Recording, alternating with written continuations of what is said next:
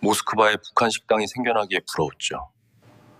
그런데 돈이 될수록 더 무서워졌어요. 여러분, 저는 북한에 살 때 외화벌이라는 단어를 참 많이 들었습니다. 그런데 솔직히 말하면 그게 뭔지 정확히 알지 못했습니다. 그냥 국가에서 외국 돈을 벌어온다는 정도로만 생각했지, 그게 어떤 방식으로 이루어지는지, 누가 그 일을 하는지는 몰랐습니다. 제가 처음 외화벌이에 대해 제대로 들은 건 1990년대 중반쯤이었습니다. 당시 저는 평양에서 그리 멀지 않은 곳에서 살았는데 주변에서 가끔씩 누구네 딸이 해외 나간다더라, 어느 집 아들이 외화벌이 나갔다더라 하는 소문이 돌곤 했습니다. 그런 이야기를 들으면 사람들은 부러워했습니다.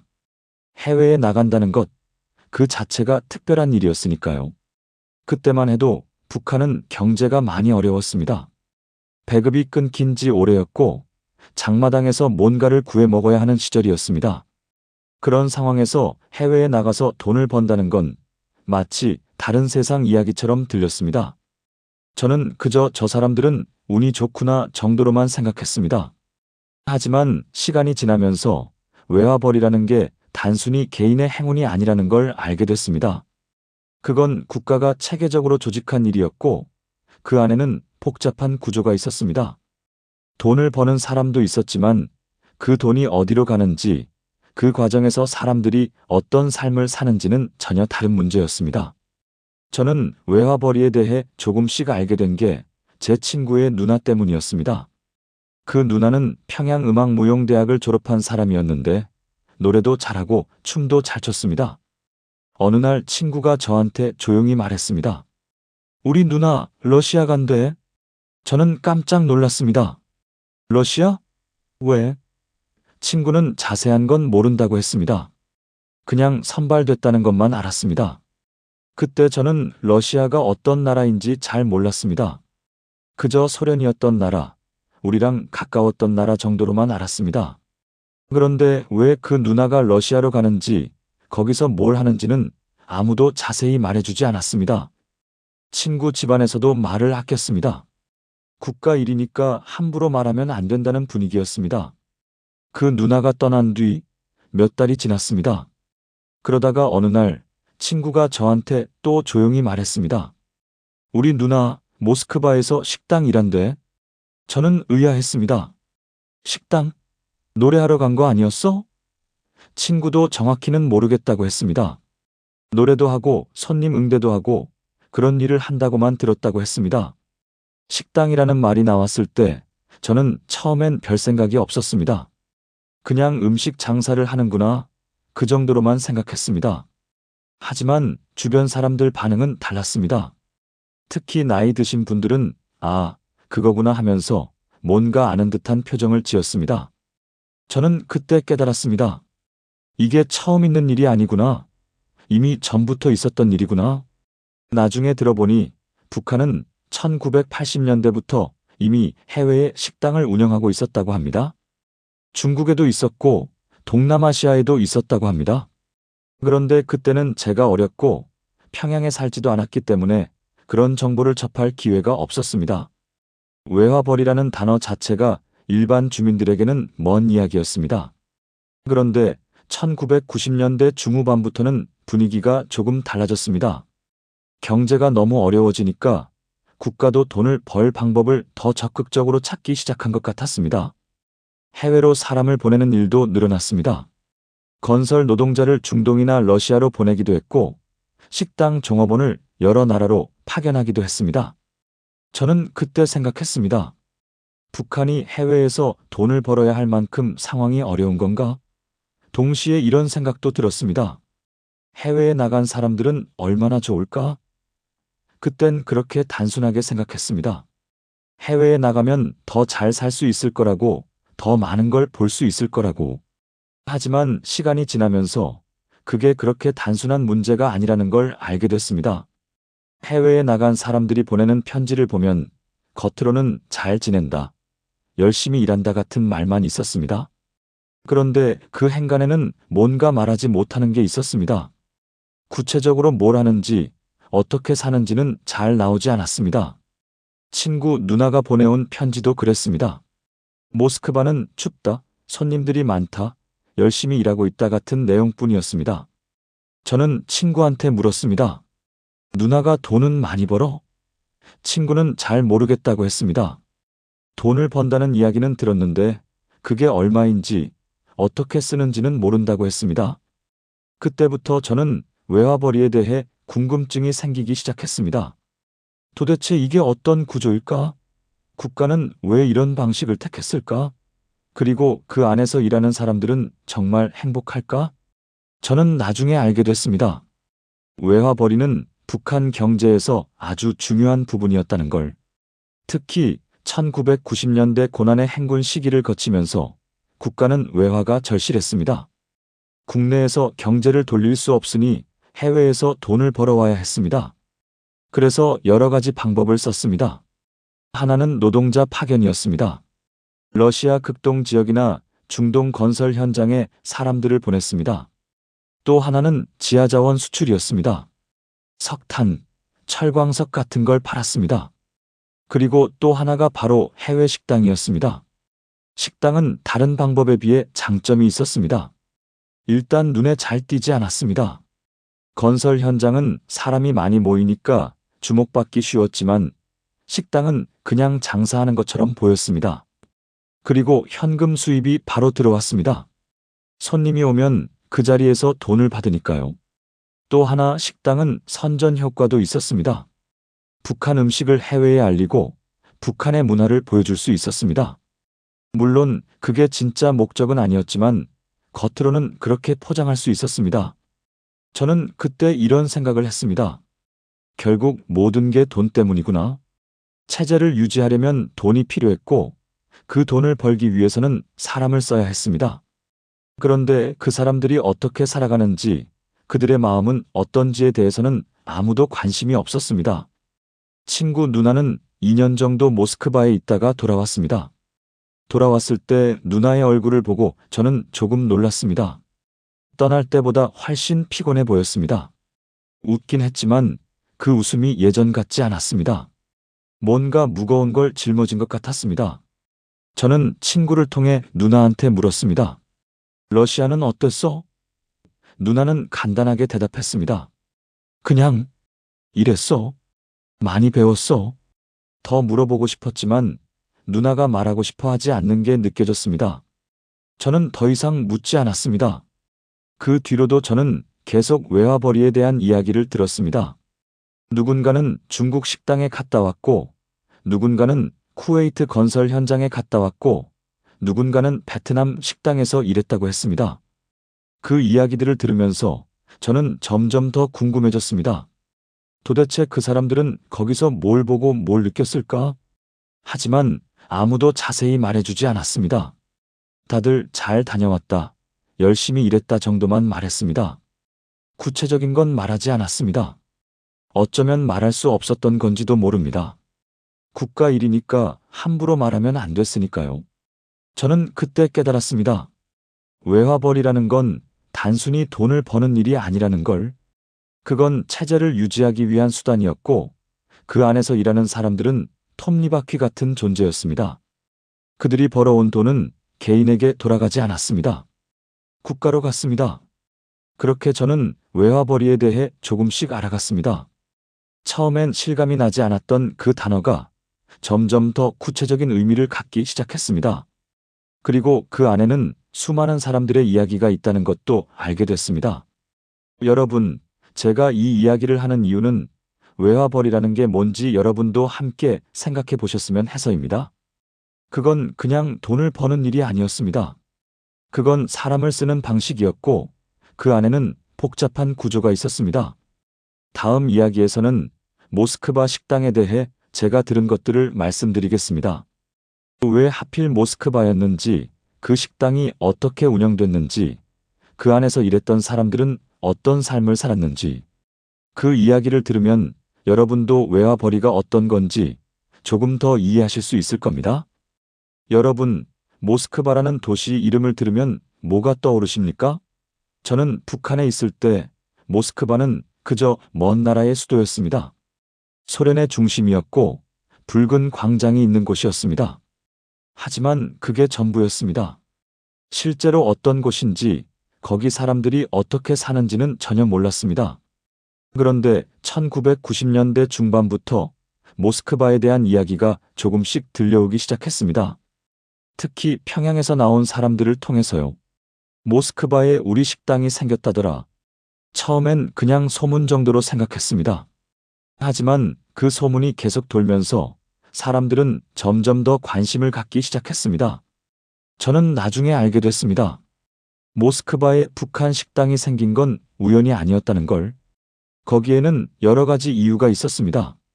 첫째, 러시아는 북한과 역사적으로 관계가 깊었습니다.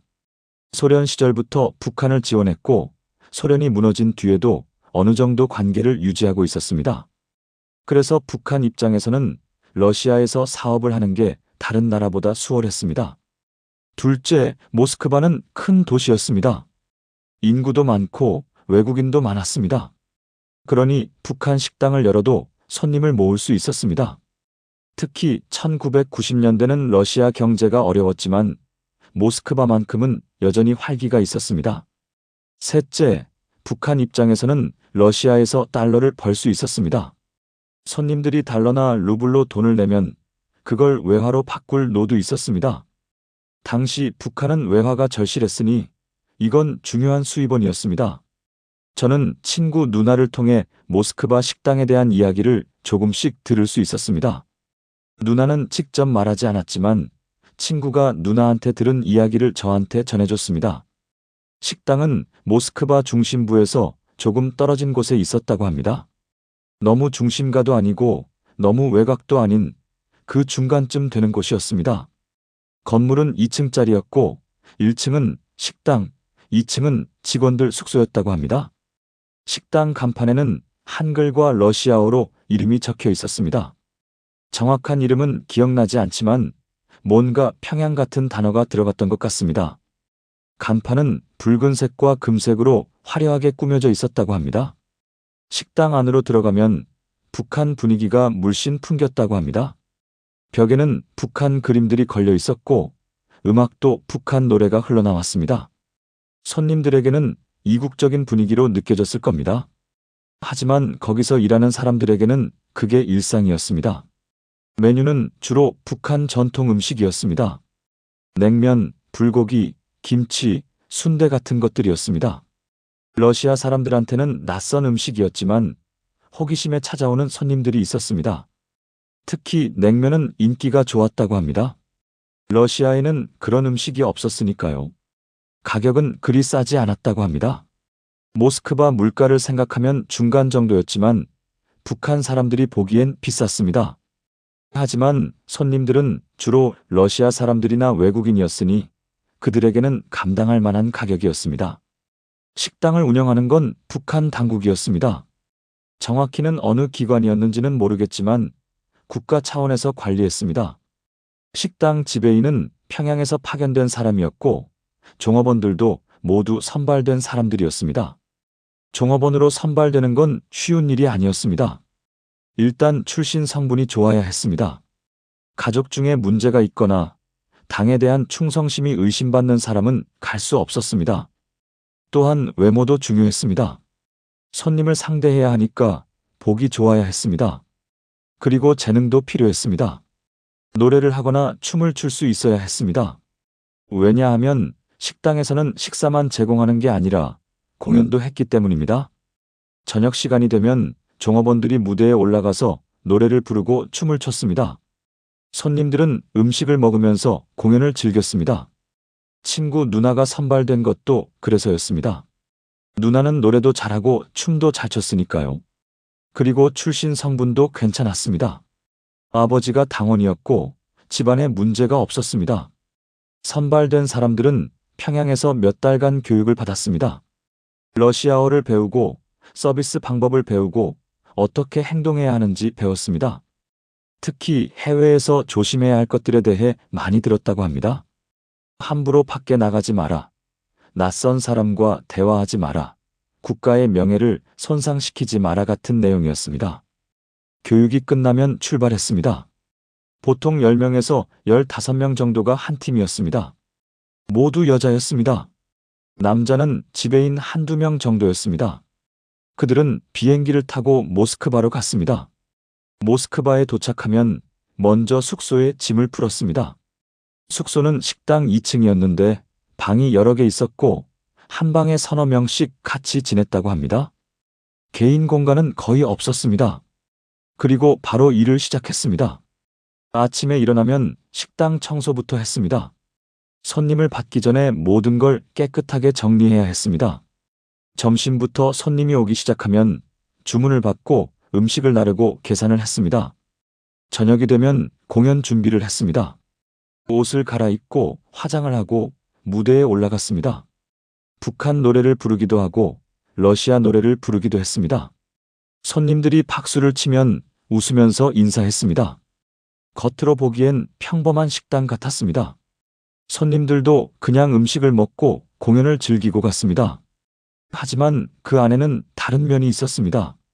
일단 종업원들은 자유롭지 못했습니다. 일이 끝나도 마음대로 밖에 나갈 수 없었습니다. 외출을 하려면 지배인의 허락을 받아야 했고 그것도 여럿이 함께 나가야 했습니다. 혼자 나가는 건 절대 안 됐습니다. 또한 현지 사람들과 개인적으로 친해지는 것도 금지됐습니다. 손님으로 오는 건 괜찮지만 그 이상의 관계로 발전하는 건 안 됐습니다. 전화번호를 주고받는 것도 개인적으로 만나는 것도 모두 금지됐습니다. 왜 그랬을까요? 국가는 그들이 탈출할까봐 걱정했습니다. 해외에 나가면 유혹이 많으니까요. 자유로운 세상, 돈 많이 버는 기회, 다른 삶의 가능성, 그런 것들이 눈에 보이니까 북한을 떠나고 싶은 마음이 생길 수 있었습니다. 그래서 감시가 철저했습니다. 지배인은 종업원들의 행동을 계속 지켜봤습니다. 누가 어디 갔는지, 누구와 이야기했는지, 무슨 말을 했는지 모두 기록했습니다. 그리고 그 기록은 평양으로 보고됐습니다. 종업원들끼리도 서로를 감시했습니다. 누군가 이상한 행동을 하면 다른 사람이 보고해야 했습니다. 그렇게 하지 않으면 나중에 자기도 문제가 될 수 있었습니다. 그래서 다들 조심했습니다. 친하게 지내긴 했지만 속마음까지는 나누지 못했습니다. 돈도 자유롭게 쓸 수 없었습니다. 손님들이 주는 팁도 개인이 가질 수 없었습니다. 모두 모아서 지배인한테 줘야 했습니다. 지배인은 그걸 기록해서 평양으로 보냈습니다. 그럼 평양에서 일부는 종업원들한테 돌려줬지만 대부분은 국가가 가져갔습니다. 그러니 종업원들은 열심히 일해도 정작 자기 손에 남는 건 별로 없었습니다. 물론 북한에 있는 것보다는 나았습니다. 밥은 잘 먹을 수 있었고 가끔 외출도 할 수 있었으니까요. 하지만 그게 전부였습니다. 자유는 없었습니다. 저는 친구한테 물었습니다. 누나는 거기서 행복했을까?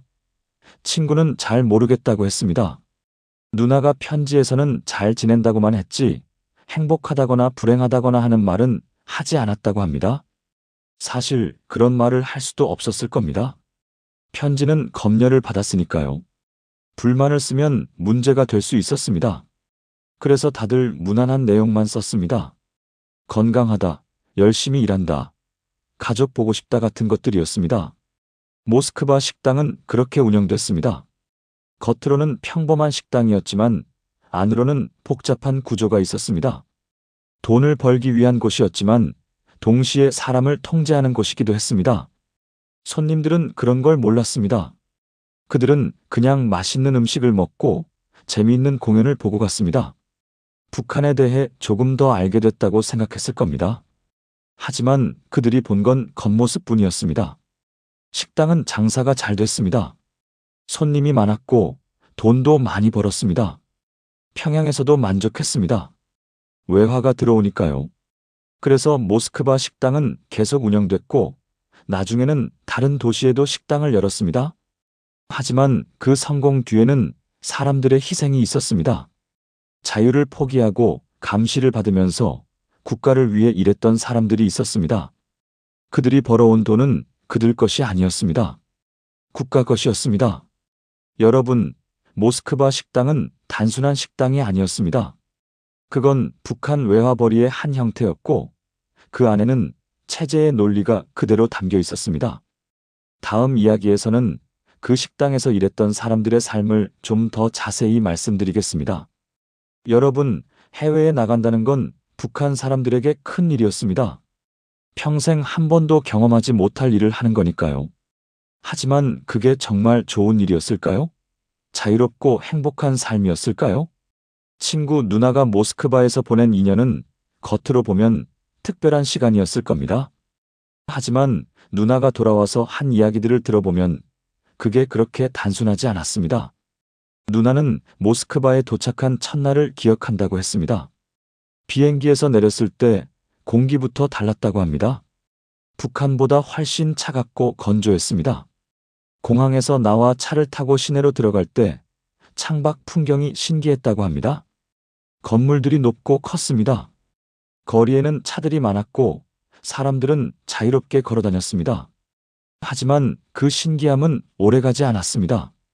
숙소에 도착하자마자 지배인이 모두를 모아놓고 말했습니다. 여기는 외국이다. 조심해야 한다. 우리는 국가를 대표해서 왔다. 함부로 행동하면 안 된다. 그 말은 곧 규칙으로 이어졌습니다. 외출할 때는 반드시 허락을 받을 것. 혼자 나가지 말 것. 현지 사람들과 개인적으로 친해지지 말 것. 전화나 편지는 검열을 받을 것. 불만을 말하지 말 것. 누나는 그 규칙들을 들으면서 생각했다고 합니다. 결국 여기도 북한이구나. 장소만 바뀌었을 뿐 통제는 똑같았습니다. 일과는 빡빡했습니다.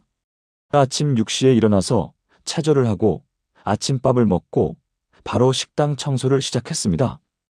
테이블을 닦고 바닥을 쓸고 주방을 정리했습니다.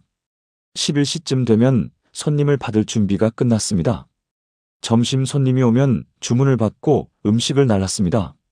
러시아어로 이야기해야 했는데 처음엔 서툴렀습니다. 손님들이 빨리 말하면 알아듣기 힘들었습니다. 하지만 시간이 지나면서 익숙해졌습니다. 손님들은 다양했습니다. 러시아 사람들도 있었고 중국 사람들도 있었고 서양 사람들도 있었습니다. 그들은 호기심 어린 눈으로 종업원들을 바라봤습니다. 가끔 질문을 했습니다. 북한에서 왔어요? 평양은 어때요? 가족은 어디 있어요? 누나는 그런 질문에 대답하는 게 조심스러웠다고 합니다. 뭐라고 말해야 할지 몰랐습니다. 솔직하게 말하면 안 될 것 같았고 그렇다고 거짓말을 하고 싶지도 않았습니다. 그래서 그냥 웃으면서 북한은 좋아요. 가족은 건강해요. 같은 무난한 대답만 했습니다. 저녁이 되면 공연이 시작됐습니다. 종업원들은 한복을 입고 무대에 올랐습니다. 그리고 노래를 불렀습니다. 북한 민요도 부르고 러시아 노래도 불렀습니다. 손님들은 박수를 쳤고 환호했습니다. 무대 위에서는 웃어야 했습니다. 피곤해도 웃어야 했고 슬퍼도 웃어야 했습니다. 그게 일이었으니까요. 누나는 무대에서 웃으면서도 마음속으로는 다른 생각을 했다고 합니다. 언제까지 이렇게 살아야 하나? 집에 가고 싶다. 공연이 끝나면 밤 11시쯤 됐습니다. 그제야 하루 일이 끝났습니다. 숙소로 올라가서 씻고 잠깐 쉬다가 잤습니다. 그리고 다음날 아침 6시에 다시 일어났습니다. 매일매일 똑같은 일상이 반복됐습니다. 돈은 벌었습니다. 월급이라는 명목으로 받는 돈이 있었고 손님들이 주는 팁도 있었습니다. 하지만 그 돈을 자유롭게 쓸 수는 없었습니다. 대부분은 지배인이 모아서 평양으로 보냈고 종업원들한테는 일부만 돌아왔습니다. 누나는 그 돈으로 가끔 작은 물건을 샀습니다. 초콜릿이나 화장품 같은 것들이었습니다.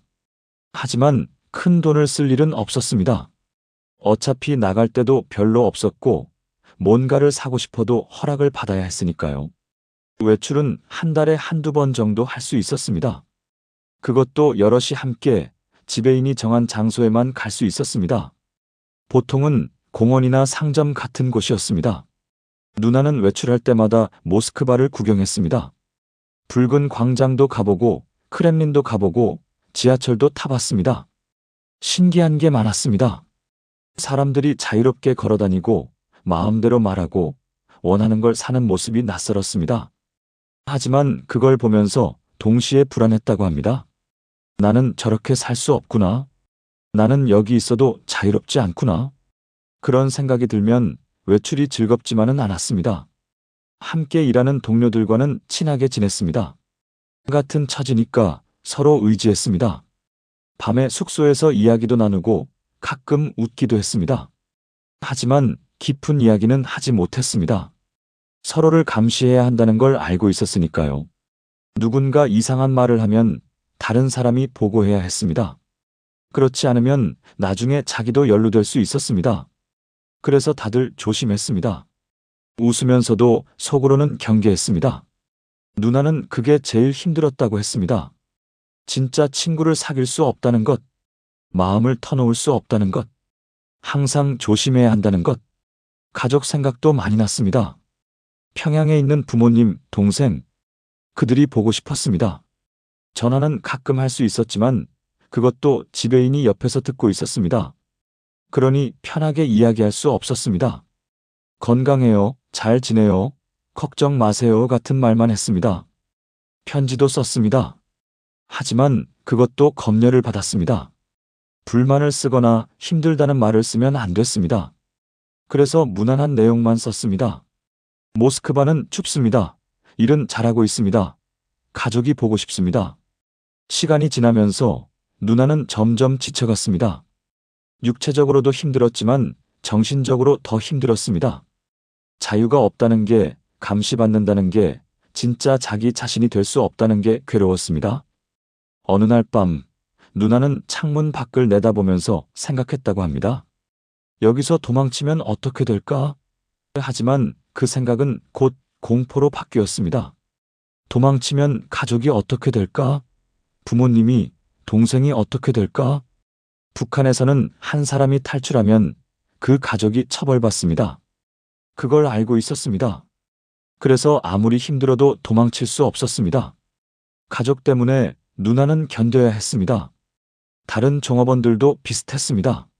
다들 힘들어했지만 참았습니다. 가족이 있었고 북한으로 돌아가야 했으니까요.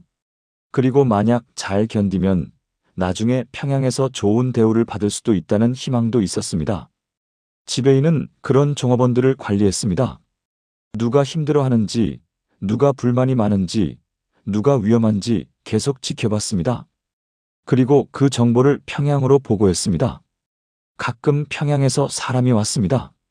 검열을 하러 온 사람들이었습니다. 그들은 종업원들을 하나하나 불러서 면담을 했습니다. 불만은 없는가, 이상한 사람은 없는가, 충성심은 여전한가 같은 질문을 했습니다. 누나는 그런 면담이 제일 무서웠다고 합니다. 뭐라고 대답해야 할지 몰랐습니다. 솔직하게 말하면 문제가 될 것 같았고, 그렇다고 거짓말을 하자니 양심에 걸렸습니다. 그래서 그냥 충성하겠습니다. 열심히 하겠습니다. 같은 말만 했습니다. 2년이라는 시간이 지나고 드디어 귀국 명령이 떨어졌습니다.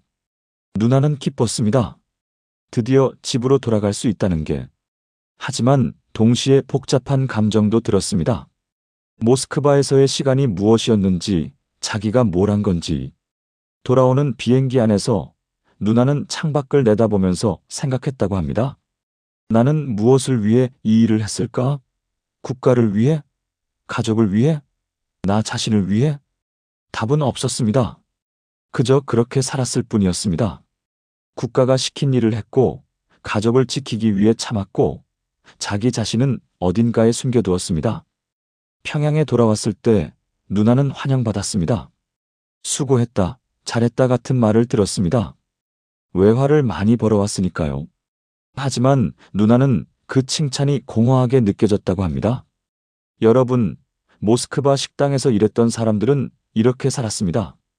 겉으로는 해외에서 일하는 특별한 사람들이었지만 속으로는 자유 없이 감시받으면서 국가를 위해 희생하는 사람들이었습니다. 다음 이야기에서는 그 식당이 벌어들인 돈과 그로 인해 생긴 불안에 대해 말씀드리겠습니다. 여러분, 장사가 잘 된다는 건 좋은 일입니다. 손님이 많고 돈이 벌리고 사업이 번창하는 것. 평범한 상황이라면 그건 축하할 일입니다. 하지만 모스크바 북한 식당에서는 그게 그렇게 단순하지 않았습니다. 저는 나중에 알게 됐습니다. 식당이 돈을 많이 벌수록 감시도 더 철저해졌다는 걸. 성공이 곧 자유를 의미하지 않았습니다. 오히려 반대였습니다. 성공할수록 더 조심해야 했습니다. 모스크바 식당은 실제로 장사가 잘 됐습니다.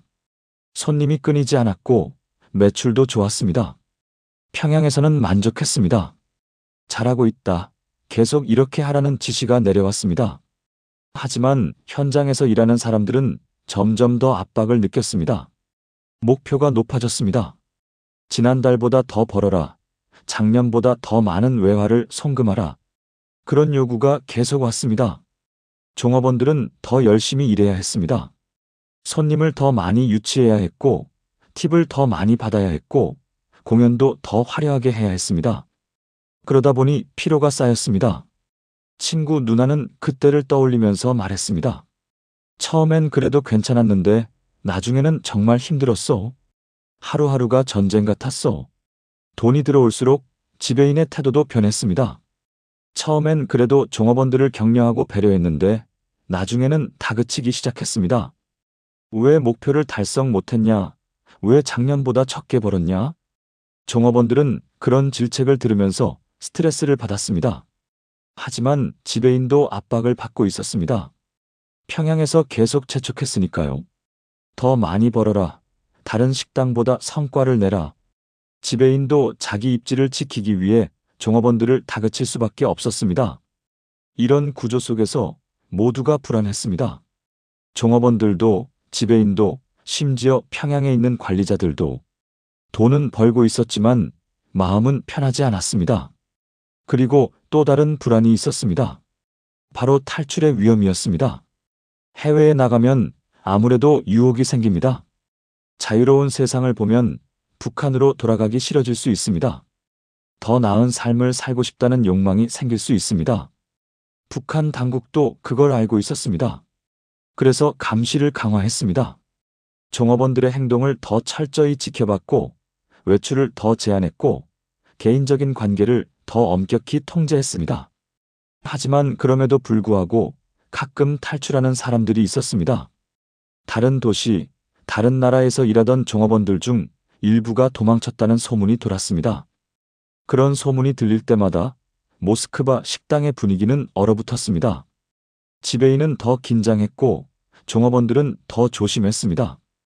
혹시 자기들 중에서도 그런 일이 생기지 않을까 하는 두려움이 있었습니다.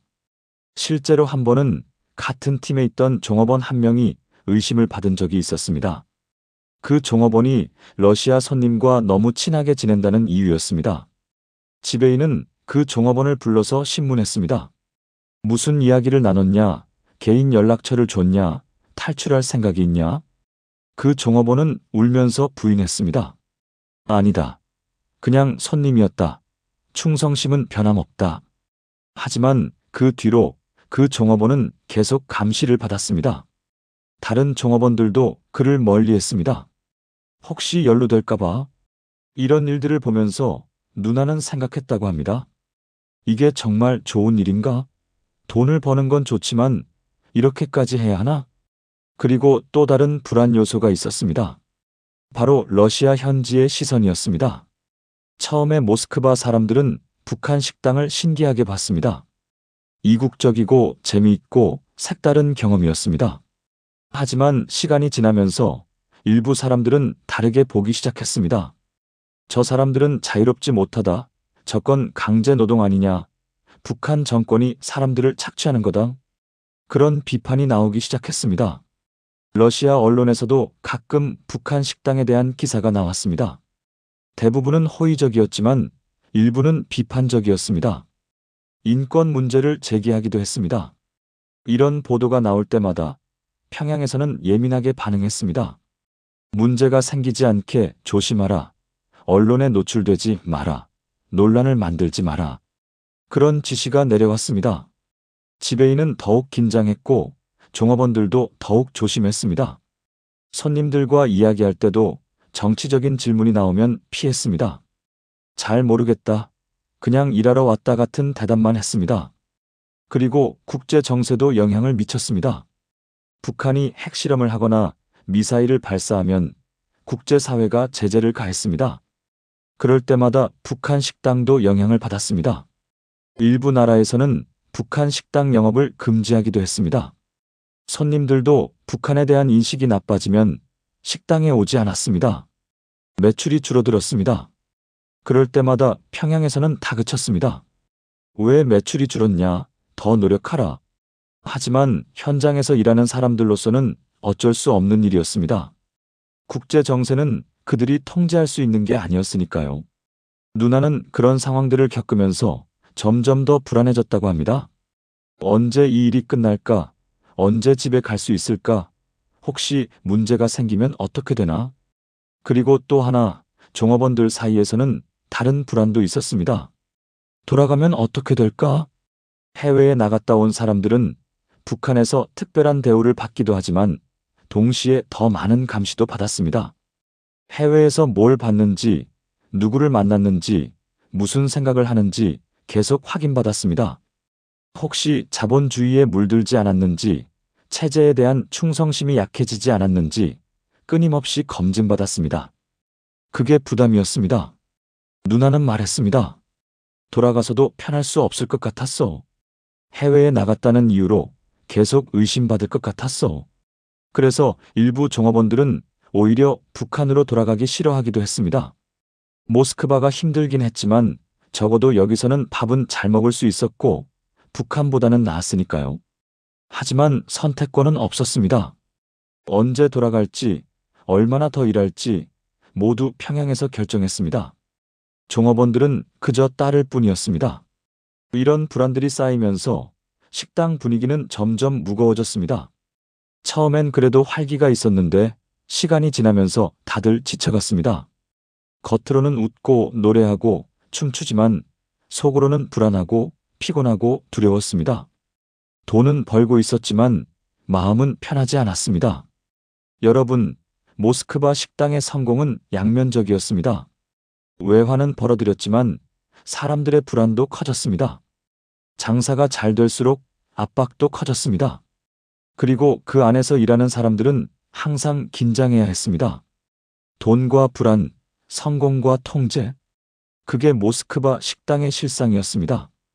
다음 이야기에서는 이 식당 사업이 도대체 무엇이었는지 조금 더 깊이 생각해 보겠습니다. 여러분, 가끔 저는 이런 생각을 합니다. 북한의 해외 식당 사업은 과연 성공한 걸까요? 아니면 위험한 도박이었을까요? 겉으로 보면 돈을 벌었으니 성공이라고 할 수 있을 것 같습니다. 하지만 그 안을 들여다보면 그렇게 단순하지 않습니다. 제가 북한에서 살 때 외화벌이는 중요한 국가 사업이었습니다. 경제가 어려워지면서 외화가 절실했습니다. 국내에서는 돈을 벌 방법이 마땅치 않았으니 해외로 눈을 돌릴 수밖에 없었습니다. 식당 사업은 그 중에서도 효율적인 방법이었습니다. 일단 초기 투자가 그리 크지 않았습니다. 건물 하나 빌리고 주방 시설 갖추고 사람 몇 명 보내면 됐습니다. 광산이나 공장을 짓는 것보다 훨씬 적은 돈으로 시작할 수 있었습니다. 그리고 수익이 빨랐습니다. 손님이 오면 바로 돈이 들어왔습니다. 매일매일 현금이 생겼습니다. 다른 사업들은 수익이 나오기까지 시간이 걸렸지만 식당은 당장부터 돈을 벌 수 있었습니다. 또한 정치적으로도 덜 민감했습니다.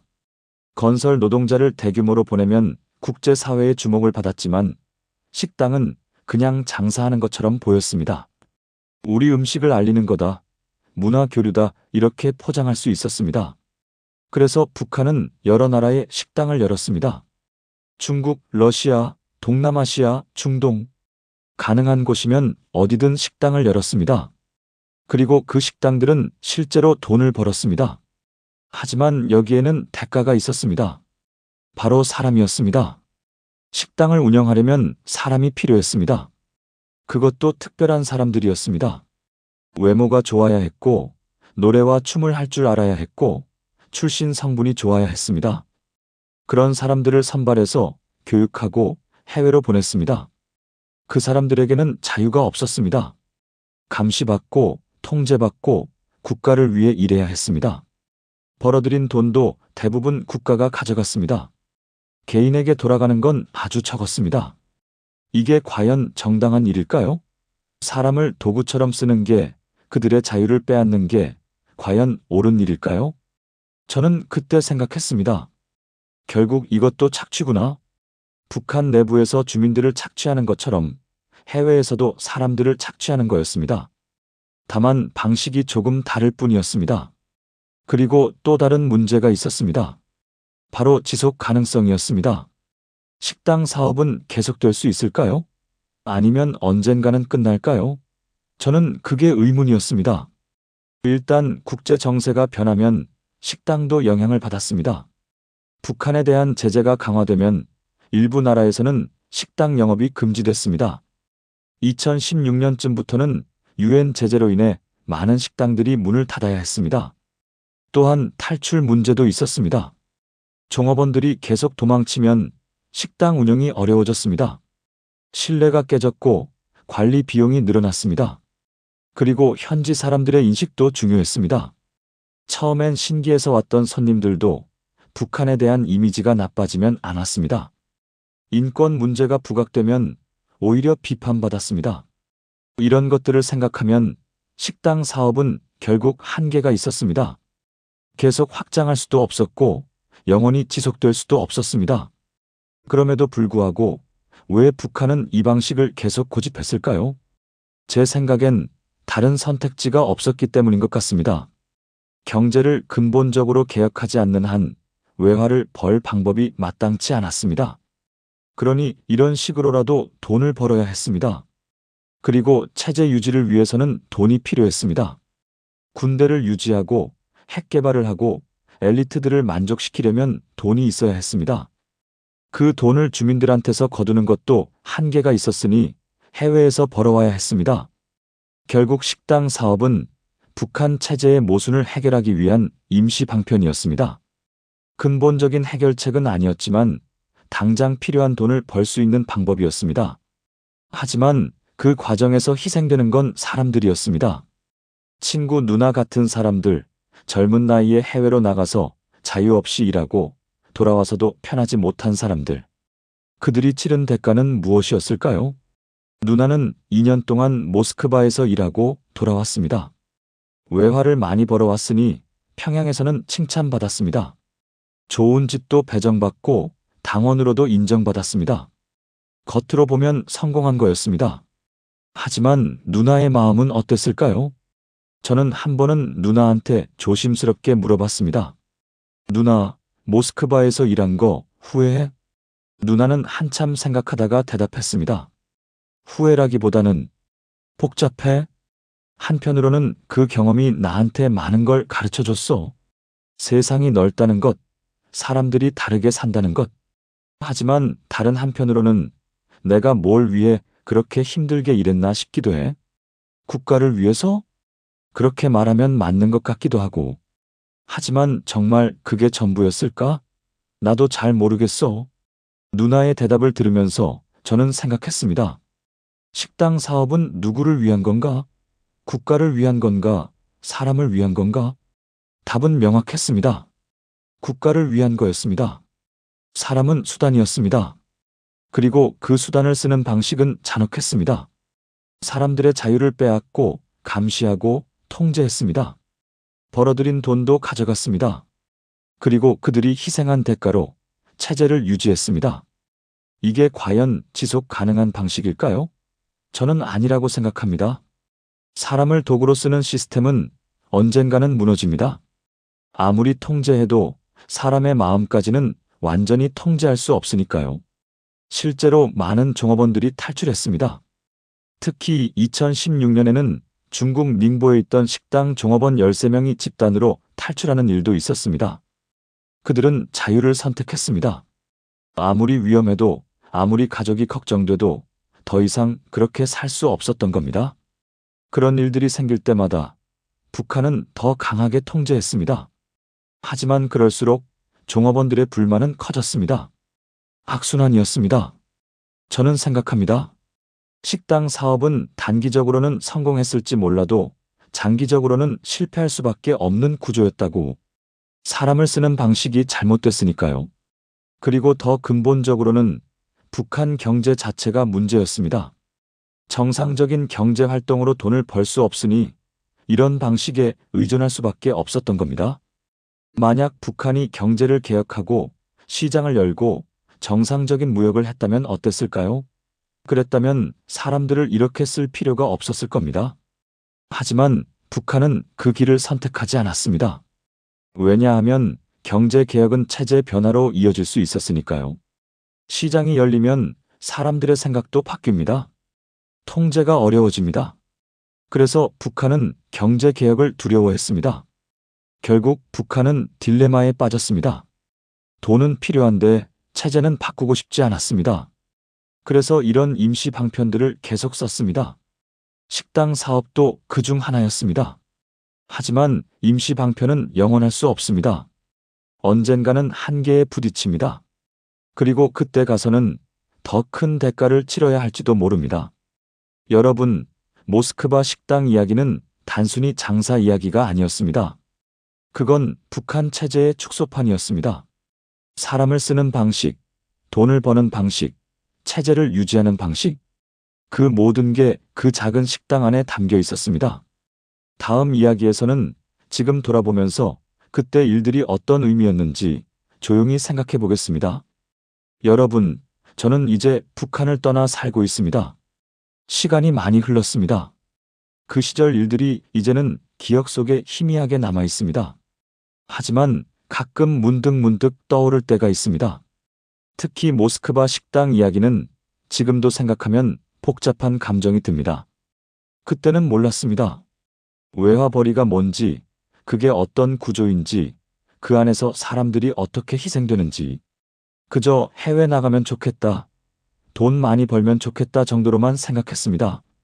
하지만 지금 돌아보면 그건 그렇게 단순한 문제가 아니었습니다. 친구 누나는 모스크바에서 2년을 보내고 돌아왔습니다. 평양에서는 환영받았고 좋은 대우도 받았습니다. 겉으로 보면 성공한 사람이었습니다. 하지만 누나의 눈빛은 예전 같지 않았습니다. 뭔가 무거운 걸 짊어진 것 같았습니다. 웃긴 했지만 그 웃음 뒤에는 말할 수 없는 이야기들이 숨어 있었습니다. 저는 한 번은 누나한테 물어봤습니다. 누나, 모스크바에서 제일 기억에 남는 게 뭐야? 누나는 한참 생각하다가 말했습니다. 창밖을 내다보던 게 기억나. 밤에 혼자 있을 때 창문으로 모스크바 거리를 보곤 했어. 사람들이 자유롭게 걸어 다니는 걸 보면서 생각했지. 나는 언제쯤 저렇게 자유로워질 수 있을까? 그 말을 들으면서 저는 가슴이 아팠습니다. 누나는 해외에 나갔지만 자유롭지 못했습니다. 모스크바에 있었지만 여전히 북한의 통제 안에 있었습니다. 그리고 그렇게 2년을 보내고 돌아와서도 여전히 자유롭지 못했습니다. 계속 감시받고 의심받고 검증받았습니다. 해외에서 뭘 봤는지, 무슨 생각을 하는지, 충성심은 여전한지. 누나는 그런 질문들에 계속 대답해야 했습니다. 아무것도 본 게 없다. 생각은 변하지 않았다. 충성한다. 그렇게 말하면서 자기 자신을 숨겨야 했습니다. 저는 그게 제일 잔혹하다고 생각합니다. 사람의 마음을 감추게 만드는 것, 솔직할 수 없게 만드는 것, 자기 자신이 될 수 없게 만드는 것. 모스크바 식당에서 일했던 사람들은 그렇게 살았습니다. 겉으로는 웃고 노래하고 춤췄지만 속으로는 자기 자신을 감추고 있었습니다. 그들이 벌어들인 돈은 어디로 갔을까요? 대부분은 평양으로 갔습니다. 국가 금고로 들어갔습니다. 그 돈으로 뭘 했을까요? 아마도 체제를 유지하는 데 썼을 겁니다. 군대를 유지하고 핵을 개발하고 엘리트들을 만족시키는데 그 돈으로 주민들의 삶이 나아졌을까요? 아니었습니다. 여전히 배급은 끊겼고 장마당에서 구해 먹어야 했고 가난했습니다. 결국 외화벌이는 주민들을 위한 게 아니었습니다. 체제를 위한 거였습니다. 그리고 그 체제는 주민들을 희생시키면서 유지됐습니다. 저는 지금 생각합니다. 모스크바 식당은 음식을 파는 곳이 아니었다고. 그건 돈을 버는 기계였고 사람은 그 기계의 부품이었다고. 손님들은 그걸 몰랐습니다. 그들은 그냥 맛있는 냉면을 먹고 아름다운 공연을 보고 이국적인 경험을 했다고 생각했습니다. 하지만 그 뒤에는 자유 없는 삶, 감시받는 일상, 희생된 사람들이 있었습니다. 가끔 저는 상상해 봅니다. 만약 그 종업원들이 정말 자유로웠다면 어땠을까? 자기가 번 돈을 자기가 쓸 수 있었다면? 일이 끝나고 마음대로 거리를 걸을 수 있었다면? 친구를 사귀고 사랑을 하고 자기 인생을 살 수 있었다면? 아마 완전히 다른 이야기가 됐을 겁니다. 행복한 이야기가 됐을 수도 있습니다. 하지만 현실은 그렇지 않았습니다. 그들은 통제받았고 이용당했고 희생됐습니다. 그리고 그게 외화벌이의 본질이었습니다. 저는 북한을 떠나면서 많은 것들을 뒤돌아봤습니다.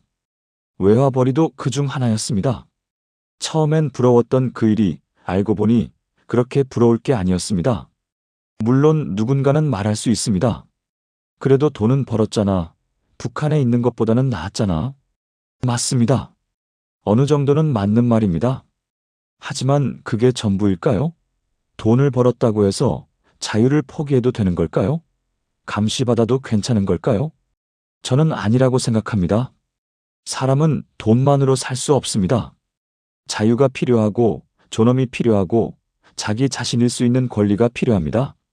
모스크바 식당의 종업원들은 그런 권리들을 빼앗겼습니다. 그리고 그 대가로 국가를 위해 돈을 벌었습니다. 이게 과연 정당한 일이었을까요? 저는 그렇지 않다고 생각합니다. 하지만 그때는 그렇게 살 수밖에 없었습니다. 북한이라는 체제 안에서는 개인의 선택이 별로 없었습니다. 국가가 시키면 해야 했고 국가가 금지하면 하면 안 됐습니다. 지금 저는 자유로운 곳에서 살고 있습니다. 제가 번 돈은 제가 씁니다. 제가 가고 싶은 곳에 갑니다. 제가 만나고 싶은 사람을 만납니다. 이게 얼마나 소중한 건지 북한을 떠나고 나서야 알았습니다.